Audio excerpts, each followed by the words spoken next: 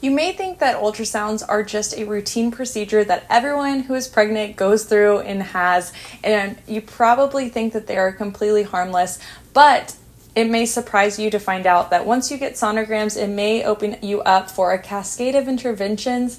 Plus, there have been studies that show that this could harm the fetus. So, I want to do a deep dive into the pros and cons of sonograms, plus kind of give an overview of what exactly a sonogram is, what it does, what it is doing to your baby. And then I also want to go over a Doppler, which is essentially the same thing as a sonogram with slight differences, and then even a vaginal sonogram.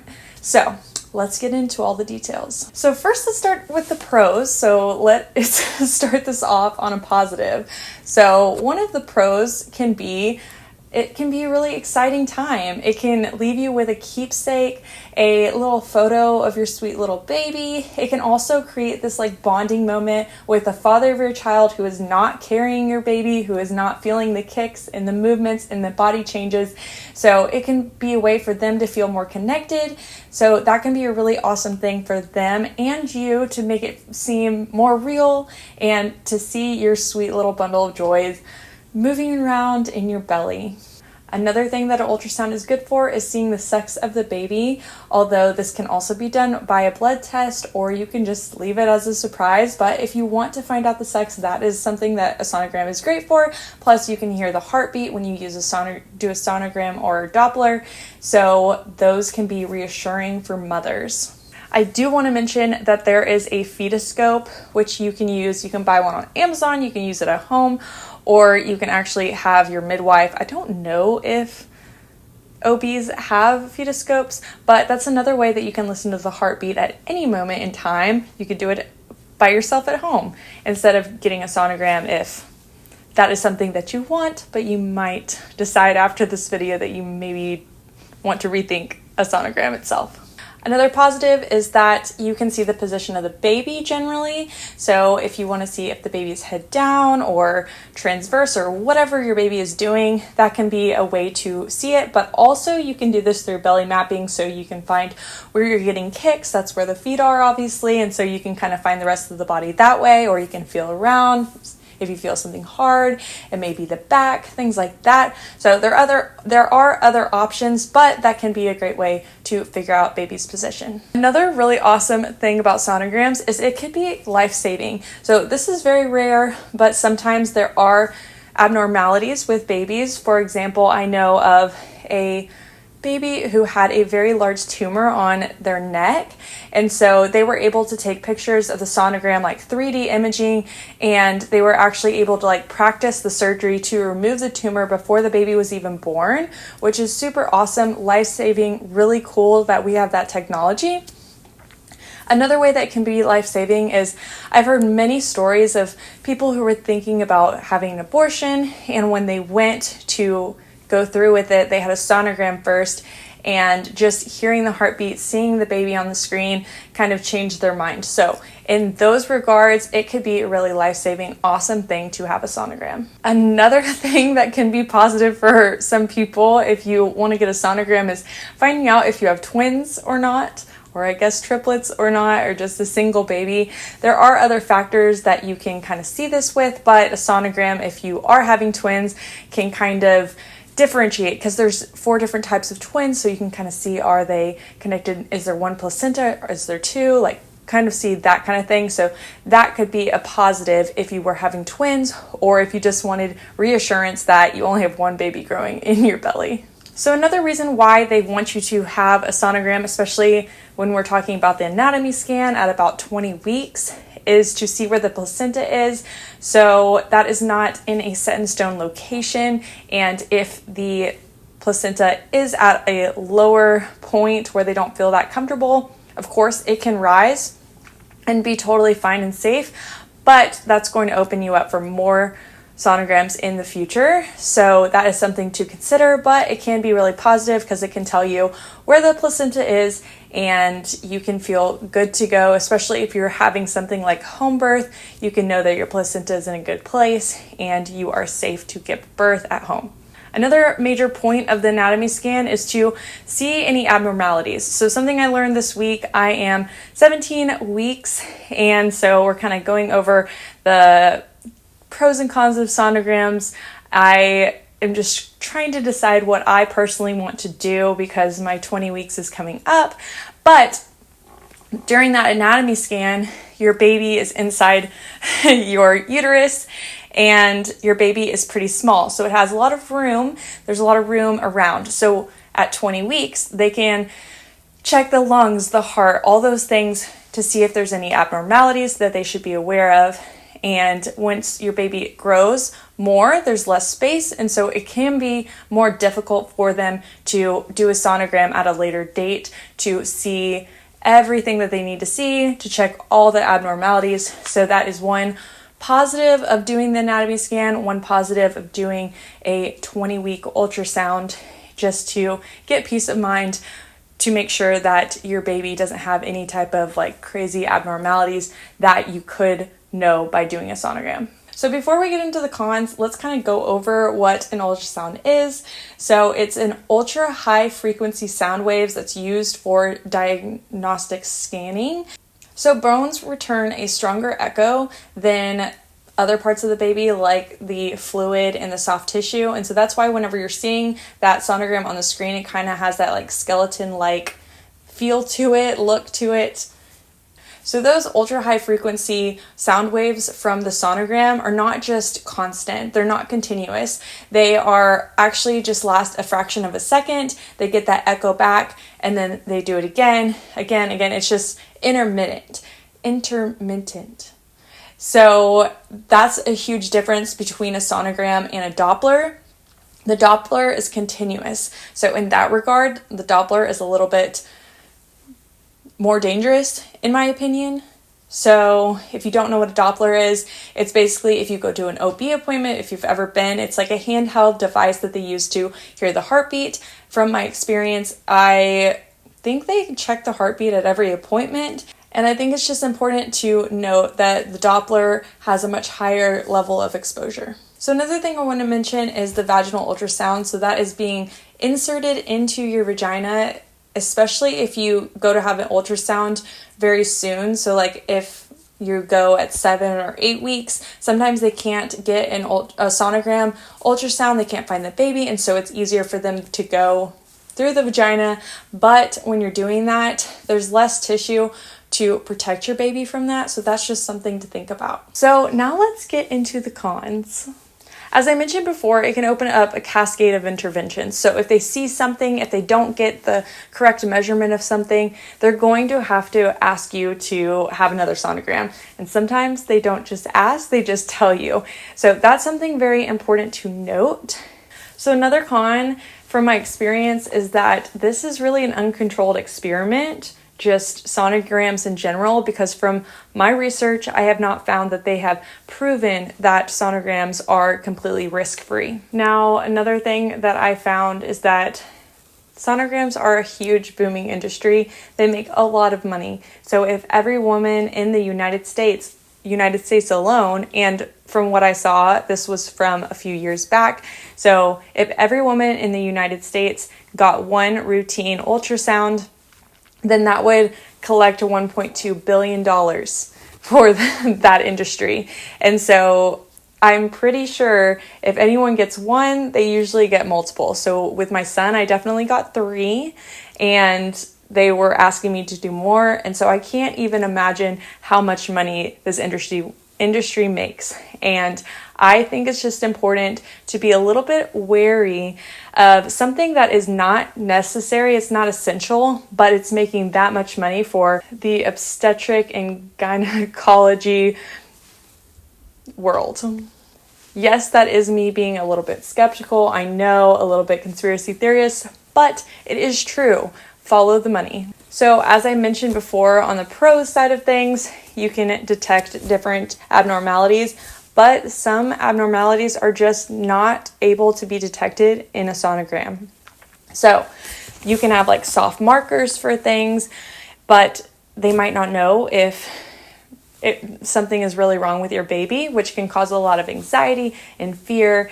And sometimes it's for nothing and your baby is completely fine. So I think that's a potential con if you're thinking about, is this going to alleviate my fears and anxiety or cause more of them? I think sonograms can also cause a false sense of security. You can think that you got your sonogram and everything's good to go, but in reality, anything can change as soon as you leave the office.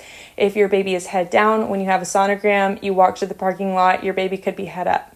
It just really depends on what's going on in your body, and a sonogram might make you feel like everything's good and everything's at peace, which can be a positive, but also it's a false sense of reality. So along with the false sense of security, I'm sure a lot of people are going to be familiar with the story, but there's a woman who is having her third baby, and she does everything very natural, holistic. She did everything she was supposed to do. She did everything right. She had a midwife, she had a backup OB, she did all the scans, all the ultrasounds, everything to make sure everything was good, and she had a really weird labor and delivery and ended up just having her baby at home in the bathroom unintentionally by herself, and a few seconds after he was born, she realized something was very wrong. They had to call the emergency room or call 911, and her baby was in the NICU for a long time, and that's just something that even with all the scans, all the right tests, all the things that you're supposed to do, still things can go wrong. So just because you get an ultrasound and they say there's no defects, I don't want to make this negative in any way, but I think there's so much more that we can do than just get an ultrasound and have this false sense of peace that everything's perfect just because this scan told you so. Another con that is very small is if you are not looking to know the gender of your baby and you get an ultrasound, sometimes that can be shared with you even though you don't want to, or maybe you see it, or maybe you're like me and you see some paperwork after that says the sex and it wasn't really the sex. If you have watched my birth video, I'm sure you've seen that I was very confused and thought my first baby was going to be a girl for about a month, and then he was not a she. He was definitely a boy, and I was mistaken. So that's something else that can happen. So sonograms can also have false positives. So this actually happens more than I would have thought when I looked into it. And this is why it's so important to always get a second opinion and not just rely on one scan by one person. So I think that that's also something that can cause a lot of fear and anxiety and worry that does not need to be that added stress on a pregnant mother. And that can definitely be a con, especially if you end up having a false positive. I do want to acknowledge that, yes, sometimes things are wrong and there are birth defects and things like that. And so it can be positive to have that knowledge and to know, to be able to pray about those things. So it can be a pro, but it also can be a con. And I think it's just up to your discretion to figure out what is going to be best for you and your family. So another con for me is that it kind of robs you from listening to your own intuition, listening to your body, listening to your baby, and if you're religious like me, listening to what God's saying about your body. So I think that, of course, there's not a negative if you decide to have a sonogram. It's not against Christian religion or anything like that, but I do think that there's something really special and something really, really awesome in just relying on God and listening to what He has to say. And I'm not saying He might say go have the ultrasound. I don't know, but I just think that we're kind of, when we just make that decision on our own, we're robbing ourselves of listening to what's inside of us. So another con is that sonar beams can actually cause heating. So they actually heat up bones, I think because they're more dense, more quickly than they would, like, let's say the soft tissue of your baby. And that is why if you're pregnant, or if you've ever been pregnant, I think you would know that you are not supposed to take super hot showers or get into the hot tub, because your whole body temperature is not supposed to be raised, from my research, not to be raised above 4.5 degrees Fahrenheit. So if you're getting a sonogram, it all depends on how long they're doing it for, what the frequency is. Those are things that are going to factor in when you're talking about the heating of your baby. So a Doppler is actually worse in this regard. It heats up even more because it has those continuous waves instead of the intermittent. So that's just something to note, especially considering a Doppler, from my experience, was used way more often than an ultrasound regular sonogram. There's also evidence that shows that a sonogram can create this very loud noise, which can disrupt your baby. So they have also noted that babies are very active during a sonogram, which can be due to potentially their distress from that loud, like alarm clock type of noise. And I do want to mention that a Doppler does not have that same noise at all.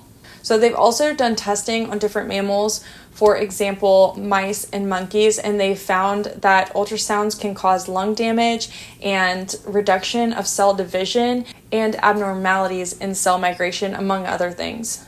They've also done small or single human studies on ultrasounds. There's not very many, but they have found abnormalities. I'm going to read it because there is a lot. So they've shown possible adverse effects including preterm labor or miscarriage, low birth weight, poor conditions at birth, perinatal death, delayed speech development, and more. So, of course, we need to take all these things with a grain of salt, and these are small studies. It's not enough information. I think we need to maybe consider that ultrasounds do have cons, they do have risks. So lastly, I just want to mention a study I found in China that took women, I believe it was 2,700 women who were already going to get abortions, and they did ultrasounds on these women at different levels, different frequencies with different scientists. And they came to the conclusion that after looking at the aborted matter, they studied that and they found, I'm going to read this because it is quite a lot. So they studied the brain, kidney, cornea, and immune system. And from the study, they said that there was confirmed damage from the ultrasound itself. So I want just to mention that everyone out there should do their own research on both sides of the spectrum here, and everyone needs to come to their own conclusion. So that is the end of my pros and cons list. I am 17 weeks pregnant and I am coming up on these decisions, and so I just really wanted to share what I've learned because it can be a really tough decision. And even after sharing all this information with my husband, it's really a decision after we've talked. It's really a decision of what feels right to me, what God's saying after praying for all these things. And I just want to mention, definitely do your own research. I am no professional. I just personally am a mom and I love to do research on this kind of thing. And I want to make choices regarding my family, my body, my pregnancy, my babies. I want to make informed decisions, and so you definitely have to do your own research. I will put any links below in the description that potentially could help you or spearhead your journey on researching these types of things. The main point of all this is not to tell you what to do or tell you that ultrasounds are wrong or right or whatever. I think that decision is definitely individual based, and whatever is going to make you feel most at peace and most comfortable is what you need to do. I just hope that this gave you a little bit of information to kind of think about, ponder on, and decide for yourself what you want to do for yourself and your family. So I hope this was helpful. If you liked this video, please give it a thumbs up. And if you want to follow along with the rest of my pregnancy, then definitely hit the subscribe button.